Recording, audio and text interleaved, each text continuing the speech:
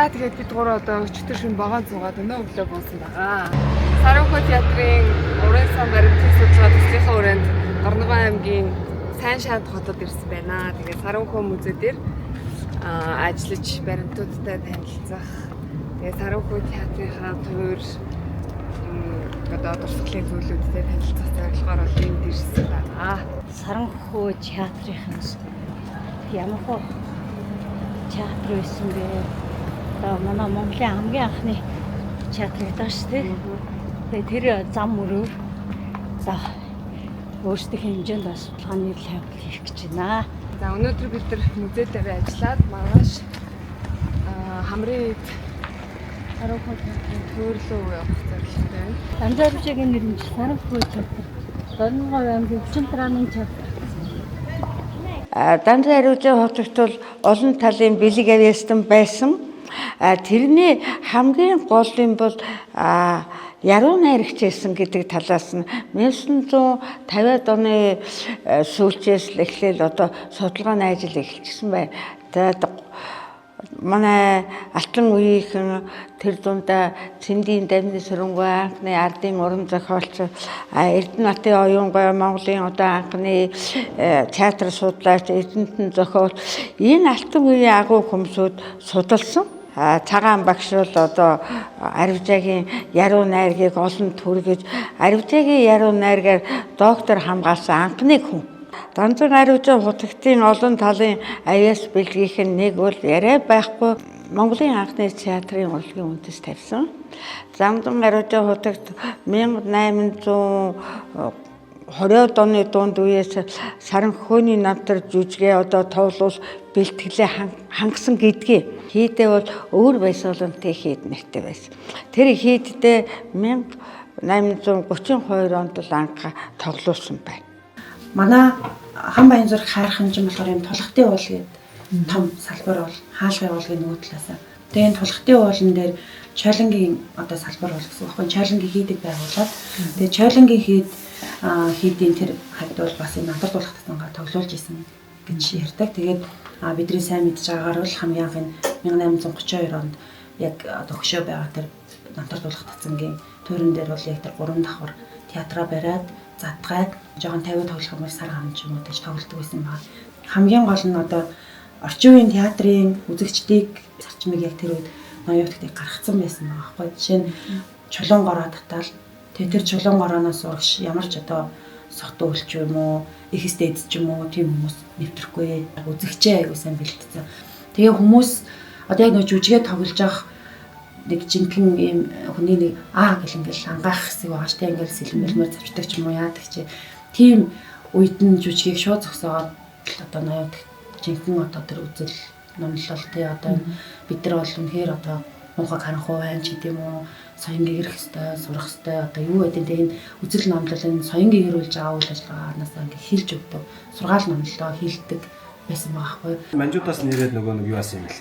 За ямар жүжиг тоглож байгаа нөгөө одоо орчин үеийнхэр бол тагнуулын усууд гэдэг юм тийм. Тийм усууд ирээд ингээд жүжиг нь үздэг. Тэгэнгүүт нь тэр усууд нь ингээд ирэнгүүт нь Саранхуй нэг намтрыг тоглоод явангууд нь ерөөсөө Монголынхаа түүхийг ярьж өгдөг. Одоо Чингис хаан 1200 оны юм. Тэгээд дандаа тийм Монголын түүхийг юм нөгөө ноёотгт маань аль болох соён гэрүүлэх тийм. Юу нийтдээ бол нэг 200-аад хүний оролцоотой байсан гэдгийг шүү дээ. За тэр 200-аад хүнийх нь дотор бол 120 гарын жүжигчин байсан, хөрөгчд гэж нэрлэж байсан тэднийг. 60-аад нь бол хөгжимчин байсан гэж байгаа. Бүхэл бүтэн 60 хүнтэй хөгжмийн оркестр байсан гэдгийг шүү дээ. Тэр оркестрыг бол одоо хутагтын бүтээлчин шавнырийнх нь нэг Дади Шуура гэж эмэгтэй тэр хөгжмийн оркестрыг удирдах байсан. Онцгой одоо авьяастай содон юм тогтоохтой тусгаж байхдаа их авхаачтай тийм байсан учраас хутагтын анхаарал их татсан. Тэгээд одоо Саранхуйны намтар жүжигт гол үүрэг гүйцэтгэжсэн тэр Дади Шуура. Тэр 60 хүнтэй 10 гарын төрлийн хөгжмийн зэмсэгтэйсэн. Тэрийг удирдах явсан гэж байна. Өөрөөр хэлбэл хөгжмийн удирдаач гэсэн байхгүй нөгөө утганда. Өмнөс чэсэн дээл хувцс нь бол дээр байгаа шүү дээ. За тэгээд тэр Дади Шуура бол сүүлдээ хутагтыг 1856 онд таал төгсний дараа ч гэсэн гол одоо тэр Саранххөө тоглоод театрын урлагийг авч явахад гол үүрэг гүйцэтгэсэн хүн. Саранххөөний намтар жүжиг бол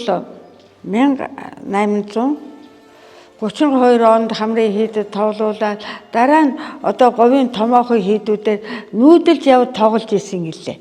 Дэмчгийн хийд, цагаан толгойн хийд, дунд говийн сүм хөхүрдгээд энэ хийдүүдэд тоглогдож исэн гэдгийг шүү дээ. Тэгээд тэр Саранххөөний намтар одоо нүүдэлж явхад бол хэдэн зуун хүсэг ачаа явж ийсэн гэж одоо тэр үеийг мэдэх хүний дурсамжинд байдаг. Нэг давхарт бол Саранххөөний намтраа тоглуулж байсан. Хоёр давхарт нь Игсийн намтар буюу тэр түүхэн бүтээлүүдэд тавиулж байсан. Одоо ноёутгт бол буддын улааны урсгалын гол төлөөлөгчтэй. Шууд л ийм төвт ном цээжлэгч юм уу, майн нэгэн цээжлэгч юм уу? Одоо хэцүү шттэ. Тэгэнгүүт өөрсдийг нь мэддэг хэлээр одоо сургасан байна л да. Би бол тэгж хараад. Одоо жишээ нь үлэмжийн чанарыг бид нар одоо мянган маань уншсантай тэнцэн дарихийг одоо тэгж уншсантай тэнцэн гэж хэлээд байгаа нь тэр одоо үлэмжийн чанарыг бүтэн сайхан аяар нь зөв дуулаад дуусгад л тэр дотоод сэтгэлийн тэр нөгөө майн нэгэн уншсантай тэнцэх одоо авшгийг шингээсэн одоо өөрөөр хэлэх юм бол мэддэг хэлээр нь бид нарт тэр соён гэгэрлийг одоо суулгаж ийна л гэж ойлгоод байна. Ноёутгтын байгуулсан өөрөө эсгэлэн хамрын хэд бол яг Монголын соён гэгэрлийн гол төв байсан гэж хамгийн наацхан дөрвөн жишээгээр бол баталж хэлж байгаа. Нэгдүгээрт нь бол хүүхдийн татсан байгуулсан байна тийм. Хүүхдийн татсанд бол зөвхөн шашны сургаал ном сурдаггүй тийм бүр гадаад дотоод ийм баг манад байдаг байгаа амтан одоо тэр хэл дохоо ялангуяа нотыг бол юу гэдэг хөгжмийн ганц дэлхий хэлээ гэж хэлж байгаа шүү дээ. Одоо тэгэхэд одоо бид нар нөө бичиг үсгийг бол хэдийн анзаарчих байгаад байна шүү дээ. Тэгэхэд нотыг дэлхийд ганцхан ингээд зохиосон байхад тэрнээс өмнө ноёутгт нотыг дахиад өөр хэлбэрээр хийцэн л байна шүү дээ. Ян их судар гэдэг нот их шиг тэмдэглэгийг тэмдэглэсэн. Тэгэхээр одоо хөгжмийг одоо тэмдэглэж байгаа хэл дараач хоёр тэрийг ганц зохиосон хоёр байх жишээ. Тэгээд бүтээлийн цагаан өргөө гэж тэр номын санг 200 гаруй одоо номтой номын санг байгуулсан байна. Музей ялангуяа одоо Монгол орны орчин цагийн музей үүсний 24 онд өнгөрсөн жил 100 жил боллоо. Тэгэхээр энэ нь бол ерөөсөө орчин цагийн музей юм. Ноёутгт бол Гевадан авчаал нэртэй үзмрийн сүм байгуулад өөрийн цуглуулж ирсэн юм уу, өөрт нь бэлгэлж ирсэн юм уу, эсвэл ямар нэгэн байдлаар хард олонд хэрэгтэй гэсэн тэр энэ модал музейн өв нандан гэж хэлээд байгаа. Тэгээ энэ музей үзмрүүдийг цуглуулад тэнд нь тусгай одоо хүмүүсийг тахилч нарыг ингээд бэлтгээд хүмүүс ирэхэд тайлбарладаг гэдэг чинь яг л музейн үсэл байгаа хгүй. За тэгээд хамгийн гол юм бол боловсрал тэр ном одоо юу гэдэг музей тэгээд театр ерөөсөө соён гэрлийн гол төв ганцаараа тийм ингээд байгуулсан. Тэнд жүжиг тавуулж байгаа нь өөрөө одоо яг жүжиг үзэх нь өөрөө бас урлагийн бас гоо зүйн бүхтлийн боловсрал дахиад хажуугаар нь тэрийг ашиглаж хүмүүсийг цуглуулж нэг даруй соён гэрүүлж гэдэг үзэл нь арай чухал юм болоо гэж юм. Хүн чинь хүн болоход юуны өмнө ан амьтдыг хайрлахаас хүмүүнлэг үзэл эхэлнэ гэж ингэж амьтад судалгаас оруулж ирсэн байна. Одоо нийтийн нэр бол зоологийн хичээл шүү дээ. За тэгвэл тэр датрангийн хүүхдүүдээс авиас бэлэгтэй эзэм номонд одоо бас илүү бусдаас дав. Тийм хүүхдүүдийг бол шилж яваад дараагийн 2 дахь шатандаа сургаж ирсэн байна. Тэндээсээ тэр 2 дахь шатандаа сургаад урлагийн хүн бэлдээ. 10 гарын мэргэжлэр урлагийн хүн бэлдэж байна. Тэгвэл энэ их өргөн хүрээтэй бэлд. Энэ хөл гарын тохиолчд хэл хоолойн тохиолч ингэж бэлдэж. Эндээс чинь дуучин, хөгжимчин, бүжигчин, зураач, уран дарагчууд нь модны дарагчууд, төмрийн дарагчууд, за тэгээд уран ойдолчтой тай засалч, хөшөгчин гэл олон мэргэжлэр бол бэлтгэж ирсэн байна. Их модтой болгохтой зооноо агойтэй ийм газар байна гэсэн болно носоо юм байна. Тэгээд аваас гэдээ. Одоо 5 дон ангийн снэндаа жостан гэж аваас гэдэг. Онгаалга болт яа зэ. Тэгээ байгаад 1818-аас 21 онд байгуулчихад тэгээ байжгаад сүүл 7-г багш задарч хийж байж байгаа. Тэгээд 31 онд энэ сүм үйдэж бас Монголын одоо хошоод бүх аймагуудын сүм үйд хавцсан шүү дээ. Одоо Монгол улсын хэмжээнд 750 сүм үйд байсан бүгд байна. Түүний юунд ялгаагүй тэр хэлүүд орсон. Тэгээ яг энэ ийд яг юу яана гэдэг. Аймгаас хөнгө гаргаад усаас гаргаад зөвхөн ховны андаа болсон ч таймын сэлэрмэн тонсыг тэгээд доосон байжлаа. Тэгээ албан гадаад олон орсон юм байна.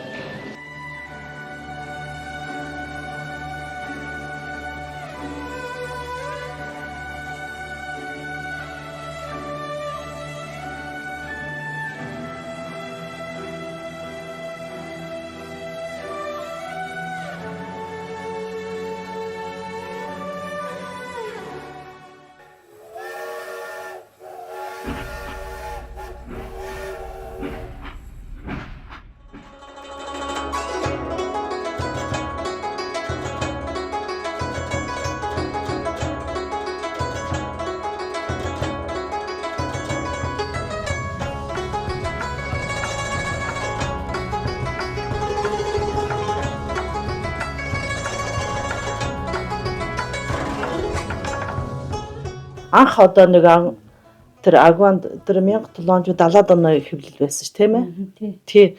Тэр хэвлэлийн одоо жарим одоо юу гэх юм.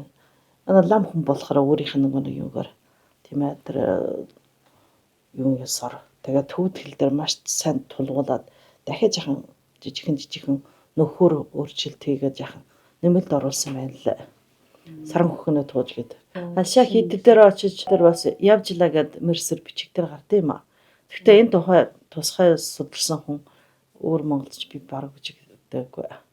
Энэ ашаагийн хид дээр юм уу эсвэл гүнгийн одоо нэг юу чи вангын гүн дээр хаяа тэмдэглэл дээр энэ жижиг тавлуудаж ганцаарвж байсан гэсэн юм хал харагдсан.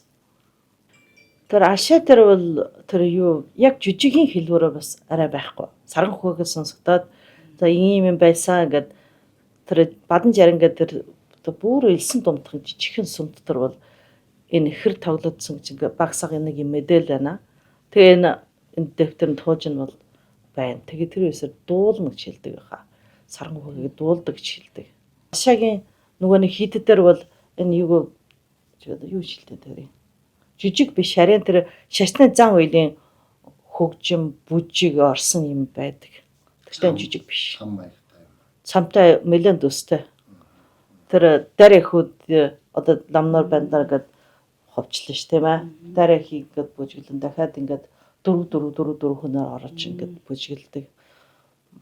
Одоо ерөнхийд одоо тэр 78-ын би таалал муу болсны дараа тийм ээ. Тэр би энэ даатгахын төлөө тийм нэлээд тийм нэг зохиомжийн маягтай тийм програм байдаг. Таглын бүжиг одоо жижиг шилхүүд бараг одоо бүжиг штэ. Тэгчгээр нэг хэсэг хөгжимд нэг хэсэг жахан аялаа дуулах маягтай. Голчуу бүжиглэн. Чам гэхэд бас жахан өөр. Дагин магин бол нөхөр ч одоо эмхтэй хүн нэрийг эмхтэй хүн заслаар үгүй юм уу? Угаас эрэгтэй лам.